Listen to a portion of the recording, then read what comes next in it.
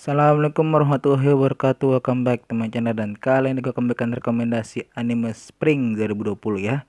Setelah sebelumnya gue kasih rekomendasi Winter ya, ada 3 yang menurut gue terbaik, dan alhamdulillah terbukti sukses ya tiga-tiganya.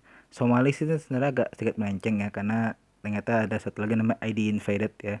Cuma ya Somali masih bagus sih menurut gue. Iya. Dan juga menurut beberapa orang ya. Jadi ya sukses lah yang 2020, yang Winter. Nah, sekarang aku ngebahas nih anime Spring 2020 yang menjadi rekomendasi gua. Kita bahas ini dia. Yang pertama ada Yesterday wo Utate. Anime ini menceritakan tentang seorang anak yang baru lulus yang bernama Riku Uzomi ya. Ya, kalau salah saya akan tulis di kolom komentar ya namanya. Nah, anak ini merupakan lulusan sebuah eh, universitas, dan dia ya setelah itu dia akhirnya menjalani hidupnya sebagai seorang pekerja di toko serba ada ya, aka minimarket, hingga suatu ketika hidupnya yang tadi udah biasa-biasa aja ya, akhirnya dia pun bertemu lagi dengan teman lamanya yang bernama Shinako. Actually gue nggak tahu di sini teman lamanya atau ex pacarnya, karena hubungannya terlalu dekat ya. Emang benar sih kata yang temennya itu ya, si siapa namanya itu yang sebelahnya, gue lupa lagi temennya di penjaga minimarket ya. Kalau ada yang tahu terus kolom komentar ya. Jadi intinya dia akhirnya ketemu lagi sama temennya itu, dan akhirnya kayak membawa flashback flashback masa lalu ya. Dan dia juga akhirnya bertemu dengan seorang cewek eksentrik yang memelihara seekor gagak bernama Haru Nonaka ya. Iya, cewek eksentrik yang memelihara gagak ya. Jarang-jarang ada cewek suka gagak ya. Biasanya kan cewek kan suka kucing, kelinci ya. Kalau itu tapi gagak masih normal sih. Kalau saya dia suka singa itu absurd baru. Nah, di sini akhirnya dapat menjalani cinta yang bukan cinta sih ya, cerita yang sepertinya akan dibumbu-bumbui dengan cinta segitiga ya guys ya. Iya. Cuma yang jadi pertanyaan, cinta segitiga ini ya akan condong ke arah mana ya, ikuti aja ya guys ceritanya, karena actually gue nggak tahu apakah ini ada manga atau anime ya. Kalau ada manga atau LN-nya, maaf, kalau ada manga atau LN-nya saya akan tulis di kolom komentar ya, karena gue pengen banget baca. Iya. Menarik kayaknya soalnya ya, karena jalan cerita ini seperti mengingatkan gue sama kisah yang apa sih namanya, Domestic no Kanojo bukan ya, itu karena kan itu beda lagi, itu mah saudara itu. Ya, jadi ya intinya anime ini recommended buat gua, karena ya menjadi salah satu anime apa namanya, anime romance yang yang bisa jadi menjanjikan ya. Kemudian ada Arte ya guys ya.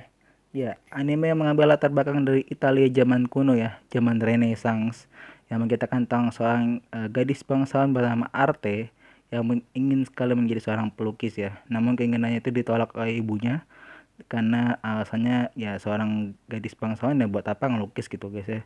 Ya dia kan harus tampil anggun, cantik, tanpa ya melukis tuh ibaratnya kayak kotor-kotoran gitu, main kotor-kotoran. Nah, Arte pun ya kayak menolak, dan dia pun akhirnya berusaha untuk menjadi seorang pelukis ya. Dia mencoba untuk melamar ke beberapa studio, ditolak ya. Alasannya karena dia juga cewek ya. Kayak di zaman itu kayak emang cewek sama sama lukisan tuh kayak nggak make sense gitu ya kayaknya. Jadi sepertinya seperti dianggap penghina gitu, dianggap rendah gitu. Nah, hingga akhirnya dia pun bertemu dengan seorang pelukis juga yang memiliki sebuah studio bernama Leo, yang juga memiliki masa lalu yang hampir sama seperti Arte ya, dimana dia juga dibuang dan ya kayak dianggap remeh juga sama, karena dia awalnya miskin tapi sekarang dia jadi seorang pelukis yang sepertinya cukup terkenal ya namanya, karena ya dia kan kan bisa lihat ya, ketika dia mengunjungi satu studio, orang di studio itu langsung bisa mengenal Leo ya. Jadi sepertinya Leo ini adalah seorang pelukis yang cukup terkenal ya.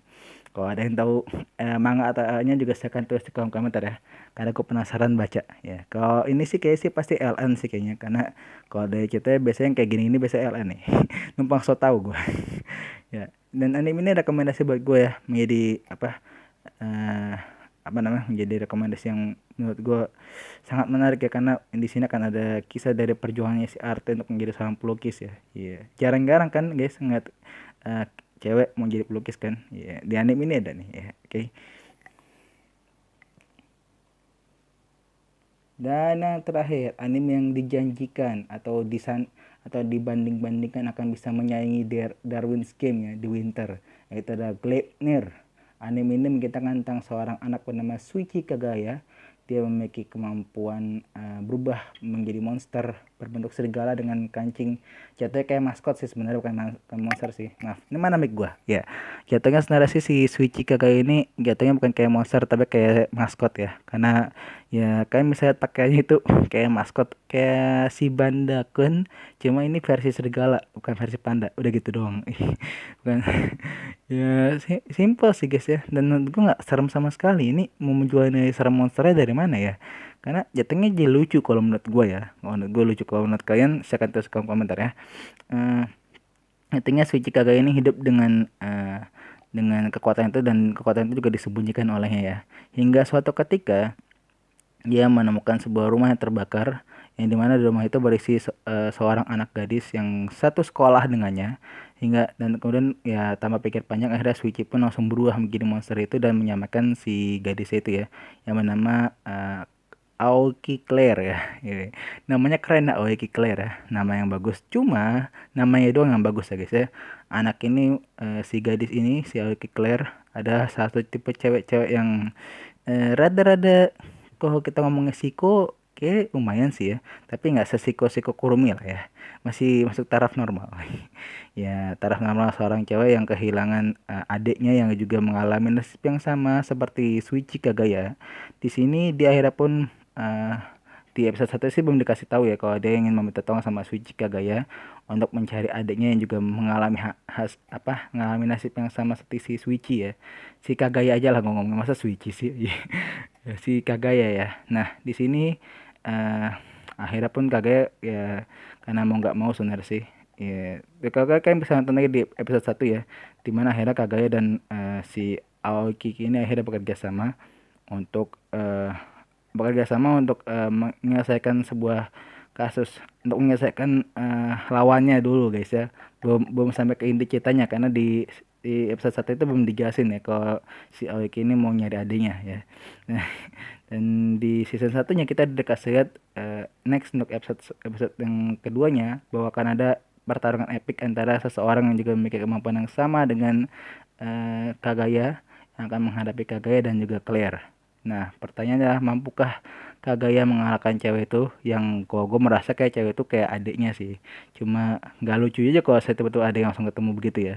Jadi kan nggak asik ya. Gitu. Gue berharap itu bukan adiknya sih, biar lebih panjang ceritanya dan lebih lama. Ya, karena kalau itu adiknya ya, ya tinggal ngejar si adik itu doang aja udah gampang ya. Ya. Selesai deh ceritanya.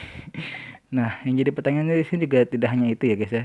Tapi di sini yang jadi pertanyaan adalah mampukah si Chikagaya mempertahankan kemanusiaannya saat dia berubah menjadi monster ya, karena kita tahu di episode 1 dia hampir lepas kendali saat dia menjadi monster ya. Mungkin bisa lihat beberapa scene yang menurut gua agak sedikit gak baik ya, tak senonoh ya, yang bisa kalian sensor dengan tangan ya, sensor tangan guys ya. Wih, gue udah lama nih nggak promosi sensor tangan ya.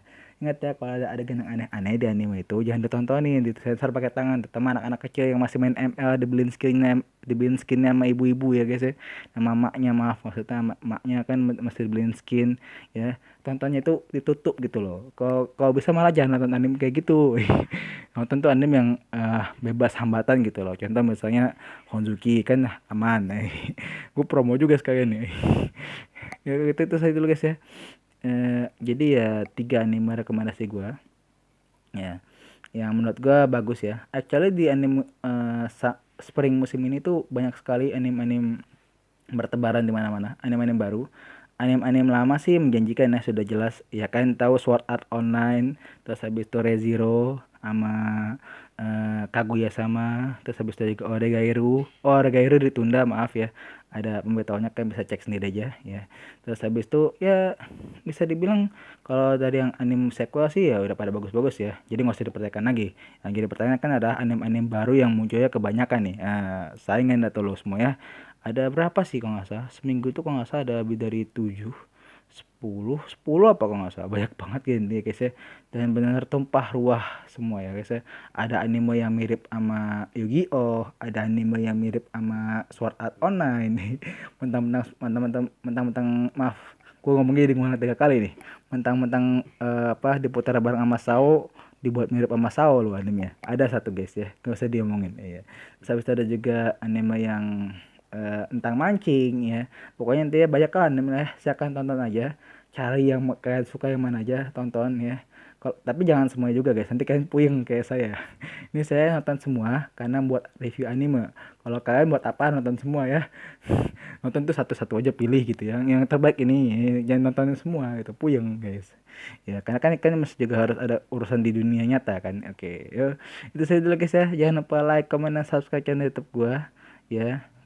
Kalau lebih mohon maaf termasuk yang salah-salah kata tadi ya. Wassalamualaikum warahmatullahi wabarakatuh.